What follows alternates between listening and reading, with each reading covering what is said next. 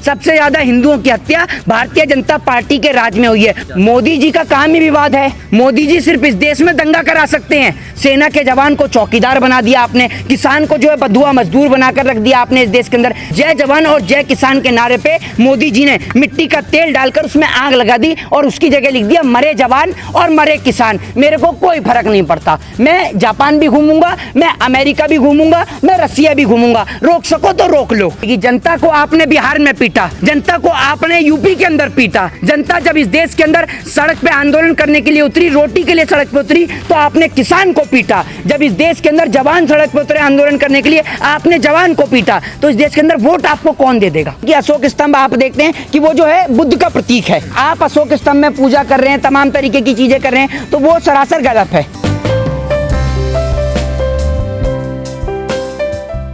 आज के समय में संविधान सिर्फ कागजों में नजर आएगा।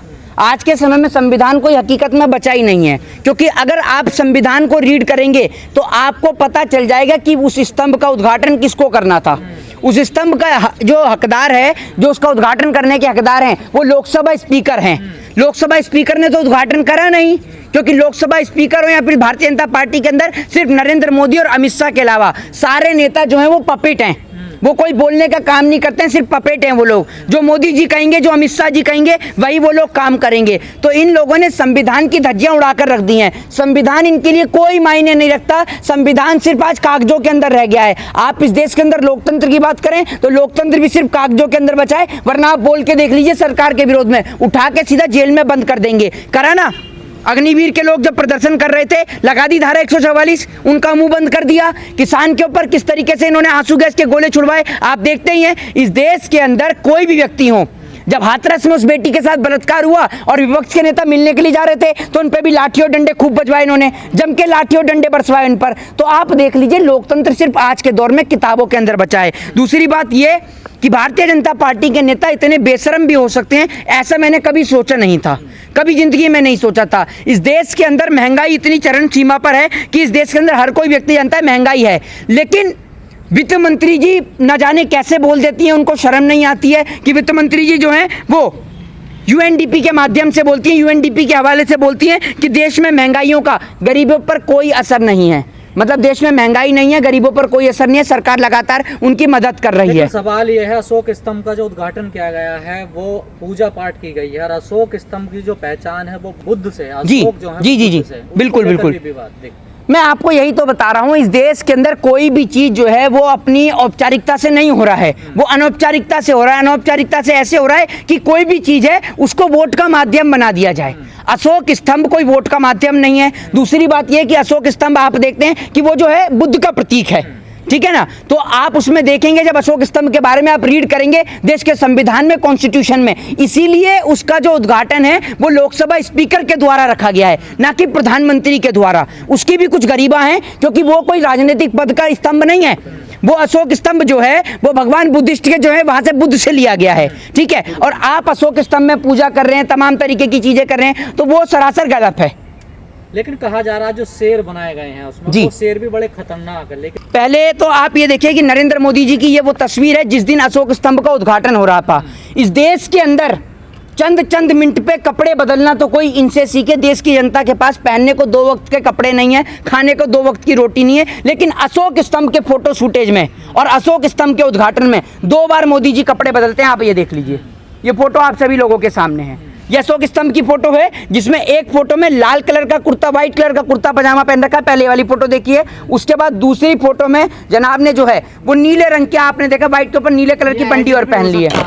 अगर एडिट करके डाल रखा है तो भी बड़ी बात है, आप ये देख लीजिए ना। दूसरी बात ये कि आप देखिए हर चीज में, आपने बोला अशोक स्तंभ के शेर को लेके, पहले हनुमान जी का जो आप स्वभाव देखते थे, हनुमान जी की तस्वीर कितनी शांत स्वभाव की होती थी, अब जो इन्होंने बना दिया बड़ी खूंखार बना दी है। राम जी शांत स्वभाव से खड़े रहते थे, उनकी तस्वीर खूंखार बना दी है। इन्होंने हर चीज को जो है ऐसा बना दिया है, सिर्फ लड़ाई झगड़ा, लड़ाई झगड़ा, ये किसी धर्म, किसी जाति और किसी मजहब के बारे में कुछ नहीं जानते। इनका एक ही उद्देश्य है, सिर्फ देश के अंदर हिंसा फैलाने का। दूसरी बात ये कि अपने हर एक मुद्दों पर ये फेल रहते हैं। और नकली हिंदूवादियों में क्या अंतर है, जो अपने आप को हिंदूवादी बता रहे हैं, योगी आदित्यनाथ जी। आप मोदी जी को हिंदू नहीं मानते, जो बुद्ध रीति रिवाज से अशोक स्तंभ का उद्घाटन चाहिए उन्होंने हिंदू रीति रिवाज के अनुसार कर दिया, तो और कैसा हिंदू चाहिए आपको? अरे आप एक बात मुझे बताइए, सुन लीजिए, वो हिंदू रीति रिवाज से नहीं हुआ है, वो हिंदुओं का वोट पाने के लिए हुआ है, आप ये समझ लीजिए। और बात कर रहे हैं आप बुद्ध रीति रिवाज से, क्या बुद्ध क्या हिंदुओं से अलग है?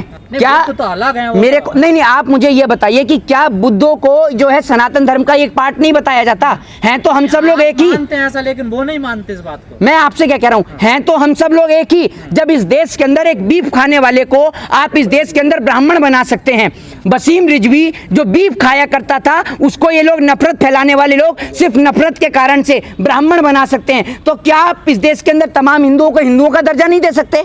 इस सवाल का मुझे आप जवाब दे दीजिए।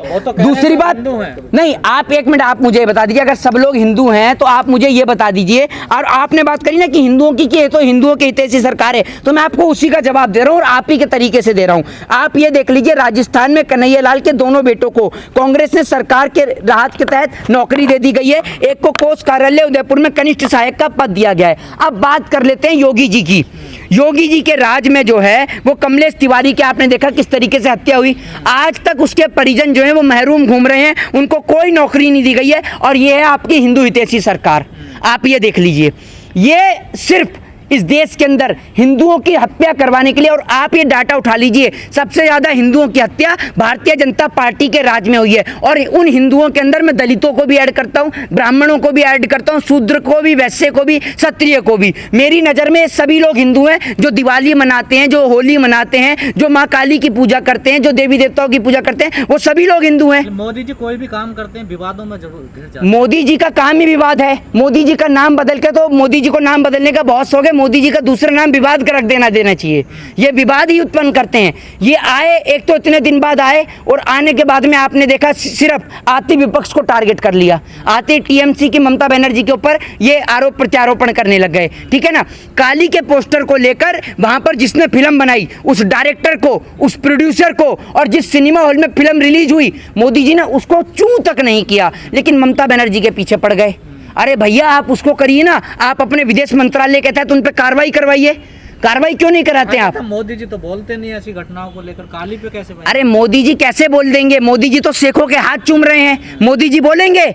मोदी जी सिर्फ इस देश में दंगा करा सकते हैं। मोदी जी और मोदी जी की गैंग, ये गैंग है, सरकार कोई नहीं है। इस देश के अंदर सिर्फ दो लोग हैं जो खा और कमा रहे हैं। दो लोग बेचने वाले ये हैं, मोदी और ये अमित शाह, और खरीदने वाले जो हैं अंबानी और अडानी। इन चार लोगों के अलावा कोई पांचवा आदमी आप बता दीजिए। देश की अर्थव्यवस्था की इस तादाद खराब हो गई है, देश की अर्थव्यवस्था पूरी चौपट हो चुकी है। लेकिन देश की अर्थव्यवस्था को लेकर कोई बात इस देश में नहीं होती है।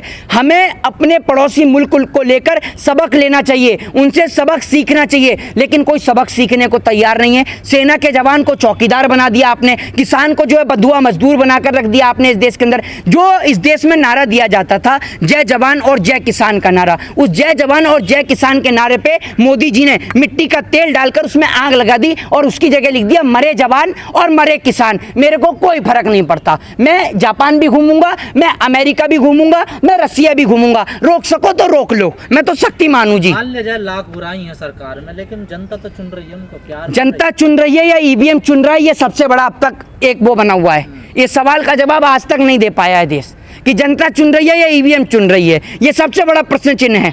आपको क्या लगता है, ईवीएम से या फिर जनता? ईवीएम से। जनता कैसे चुन लेगी? जनता को आपने बिहार में पीटा, जनता को आपने यूपी के अंदर पीटा। जनता जब इस देश के अंदर सड़क पे आंदोलन करने के लिए उतरी, रोटी के लिए सड़क पे उतरी, तो आपने किसान को पीटा। जब इस देश के अंदर जवान सड़क पे उतरे आंदोलन करने के लिए, आपने जवान को पीटा। तो इस देश के अंदर वोट आपको कौन दे देगा? कौन वोट दे देगा? आपको क्या लगता है इस देश के अंदर वो दलित वोट देगा जिसकी बेटी के साथ बलात्कार हो गया, जिसमें आप कहते हैं, आपकी पार्टी के नेता भी बयान दे देते हैं कि छोटे घर की बेटियां तो बलात्कार के लिए होती हैं? या आपकी नज़र में वो ब्राह्मण इनको वोट दे देगा जिसके परिवार को कुल्हाड़ी से काट दिया गया, जिसकी मां न्यूज़ चैनल पर बैठ के कमलेश तिवारी जैसे परिवार के लोग आपको वोट दे देंगे? ये बता दीजिए आप मुझे, हैं? या क्षत्रिय आपको वोट दे देगा, या आपको शूद्र आपको वोट दे देगा, या वैश्य आपको वोट दे देगा? कौन आपको वोट देगा? आपने किसके लिए काम किया ये बता दीजिए, हैं? कौन से हिंदुओं के लिए और क्या काम कर दिया? आज आप खड़े होकर मुझे बता दीजिए।